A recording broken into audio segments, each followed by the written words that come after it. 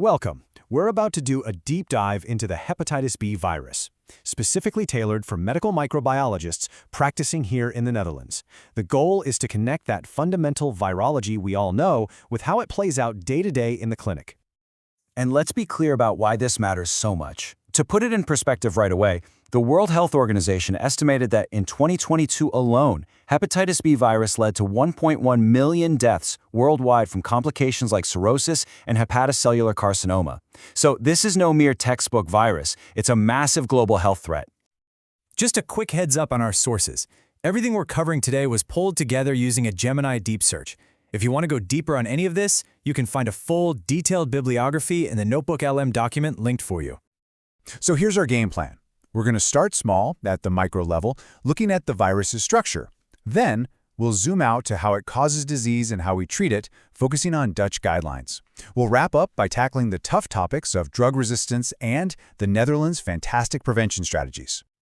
Okay, let's dive right in. What exactly are we up against here? We'll start with the virus's formal classification, and, more importantly, what makes it so incredibly variable from a genetic standpoint.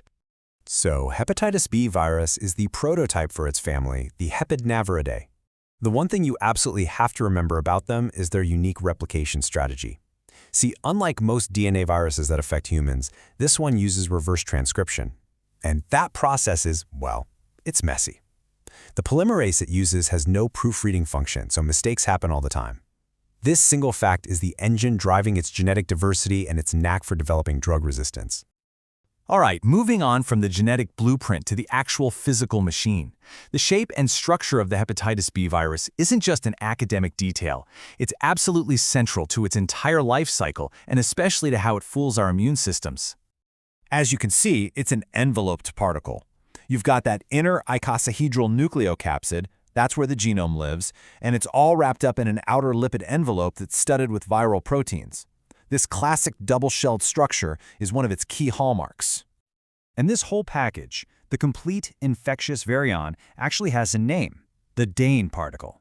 So whenever we're talking about the particle that can actually go on to cause an infection, this 42 nanometer sphere is what we're talking about. It has all the goods: the envelope, the core, the genome, and the polymerase. But this is where the virus's strategy gets really ingenious. For every one infectious Dane particle it makes, it also pumps out a massive number of non-infectious, empty subviral particles. We're talking up to 100,000 decoys for every real virion. These are just shells, no genome inside. Their job? To act like sponges, soaking up the host's antibodies. Our immune system gets completely overwhelmed neutralizing all these fakes, which allows the real infectious particles to sneak by and hit the liver cells. It is a truly brilliant evasion tactic. Okay, so we've got a handle on what it looks like. Now, how does it actually cause disease? This is where we bridge the gap from pure virology to the clinical reality of pathogenesis, and look at how lab models have really shaped our understanding. You know, chronic hepatitis B virus infection isn't a static condition. It's a really dynamic process. A patient can move between these different phases, which we define using three key things: their viral DNA level, their HBEG status, and their liver enzymes, especially ALT. And it's so important to remember this isn't always a straight line from phase 1 to phase 5. Our thinking on how the liver actually gets damaged has been changing too. The old dogma was simple. It's all collateral damage from the immune system killing infected cells. But now we're seeing more and more evidence that the virus itself can be directly toxic. Years of high-level replication can really mess up cellular pathways. This shift has huge clinical implications, right? It gives us a strong reason to think about treating earlier, not just to stop immune flares, but to prevent that slow, steady, direct viral damage. And that brings us right to the practical part: treatment. How do we take all this knowledge and apply it in our clinics here in the Netherlands?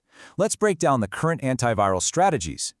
This table basically shows our main toolkit for adults in the Netherlands. You've got the finite therapy option with PEG interferon, and then the long-term oral drugs. And you can see a clear preference for agents with a high genetic barrier to resistance, like entecavir and the two forms of tenofovir. That choice is really fundamental to making sure we get durable, long-term viral suppression. It's interesting to look at how international guidelines differ because they're built on different philosophies. The WHO guidelines are super pragmatic, designed for public health impact in places with fewer resources. You can even start treatment without a DNA test. On the other hand, the EASL guidelines, which are very influential in Dutch specialist practice, are all about precision. They're data-driven, requiring viral load and ALT levels to really tailor treatment for each patient. Now, for pediatric patients, the approach is, well, it's more conservative. And for good reason. Kids have a much higher chance of spontaneously clearing the HB antigen, and their risk of serious liver disease in childhood is very low. So the bar to start therapy is higher. But when we do need to treat, we have a solid range of approved agents ready to go. Of course, whenever you're talking about long-term therapy, you have to talk about the biggest challenge: antiviral drug resistance. Understanding the nuts and bolts of how this happens is absolutely critical for managing patients for years or even decades. So why is hepatitis B virus so prone to developing resistance? It's really a perfect storm of its own biology. You've got this massive replication rate, up to 1 trillion virions a day, combined with that sloppy, error-prone polymerase we talked about. This means the virus doesn't exist as a single genetic code, but as a diverse cloud of slightly different versions, what we call a quasi-species. So the drugs don't create resistance, they just act as a selective pressure, weeding out the susceptible viruses and allowing the pre-existing resistant ones to take over. Here you can see some of the key mutations, but the most important concept here is the genetic barrier. A drug like lamivudine has a very low barrier. One single mutation can cause high-level resistance.